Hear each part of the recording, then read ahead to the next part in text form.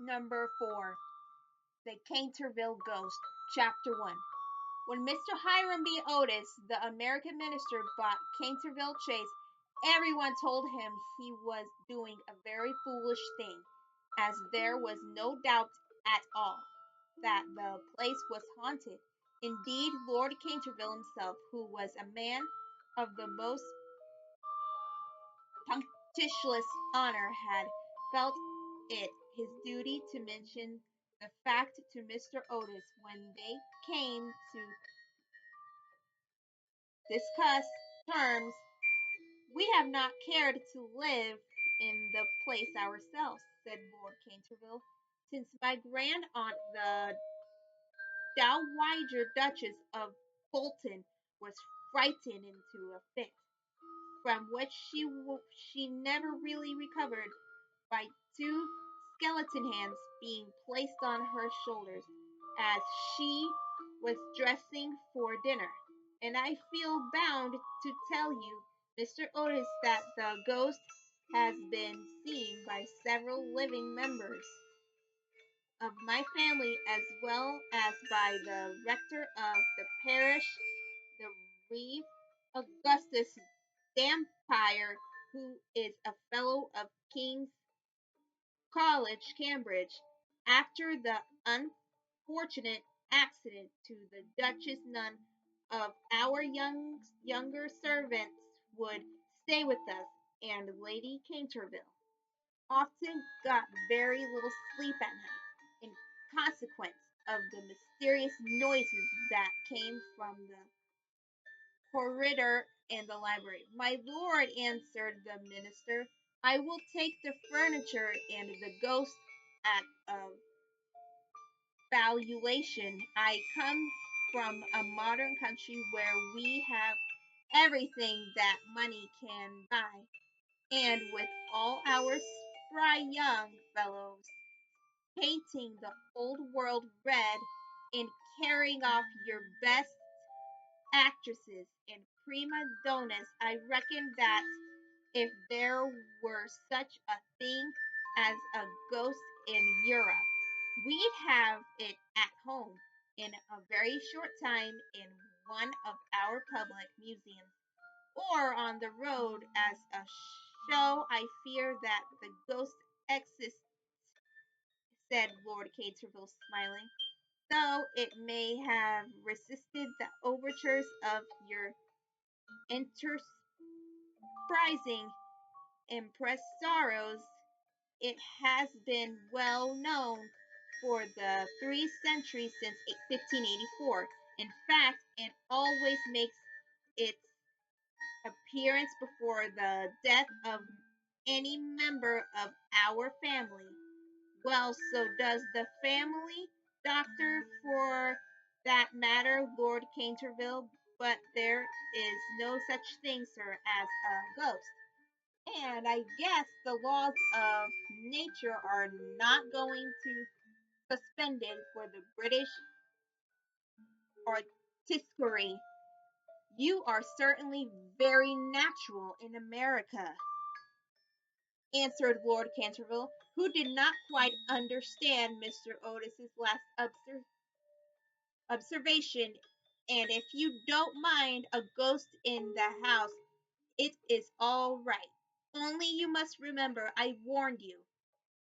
A few weeks after this, the purchase was completed, and at the close of the season, the minister and his family went down to Canterville Chase. Mr. Otis, who, as Miss Lucerita R. Tappan of West 53rd Street, had been a celebrated New York belle, was now a very handsome middle-aged woman, with fine eyes and superb profile. Many American ladies, on leaving their native land, adopt an appearance of chronic ill health under the impression that it is a form of European refinement, but Mrs. Otis had never fallen into this error. She had a magnificent constitution and a really wonderful amount of animal spirits. indeed, in many respects. She was quite English and was an excellent example of that fact that we have really everything in common with America. No white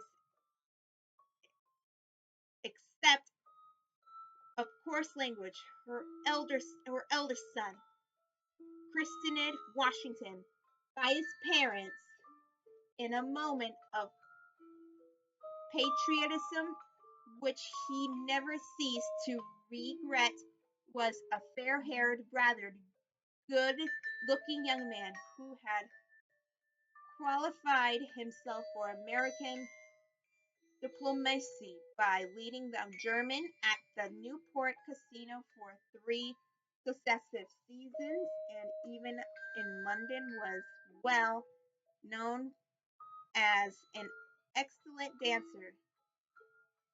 Gardenias and the peerage were his only weakness. Otherwise, he was extremely sensible. Miss Virginia E. Otis was a little girl of 15, lithe and lovely as a fawn, and with a fine freedom in her large blue eyes. She was a wonderful Amazon, and had once raced old Lord Bilton on her pony twice round the park, winning by a length and a half just in front of the Achilles statue, to the huge delight of the young Duke of Cheshire, who proposed for her on the spot, and was sent back to Eton that very night by his guardians in floods of tears. After Virginia came the twins, who were usually called the Stars and Stripes, as they were always getting swished. They were delightful boys, and with the exception of the worthy minister, the only true Republicans of the family, as Canterville Chase is 7 miles from Ascot, the nearest railway station. Mr. Otis had a telegraph for a wagonette to meet them, and they started on their drive in high spirits. It was a lovely July evening, and the air was delicate with the scent of the pine woods. Now and then they heard a wood pigeon brooding over its own sweet voice, or saw deep in the rustling fern the burnished breast of the pheasant. Little squirrels peered at them from the beech trees as they went by, and the rabbits scudded away through the brushwood and over the mossy knolls, with their white tails in the air. As they entered the avenue of Canterville Chase, however, the sky became suddenly overcast with clouds. A curious stillness seemed to hold the atmosphere. A great flight of rooks passed silently over their heads, and before they reached the house, some big drops of rain had fallen. Standing on the steps to receive them was an old woman, neatly dressed in black silk with a white cap and apron.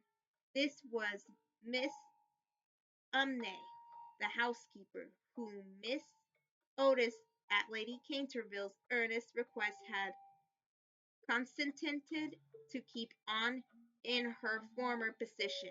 She made them each a low courtesy as they alighted, and said in a wonted old-fashioned manner, "I bid you welcome to Canterville Chase." Following her, they passed through the fine Tudor hall into the library, a long, low room panelled in black oak, at the end of which was a large stained glass window. Here they found a tea laid out for them, and after taking off their wraps, they sat down and began to look round while Miss Umney waited on them. Suddenly Mrs. Otis caught sight of a dull red stain on the floor just by the camp fireplace, and quite unconsciousness of what it really signified, said to Mrs. Umney, "I am afraid something has been split there." "Yes, madam," replied the old housekeeper in a low voice.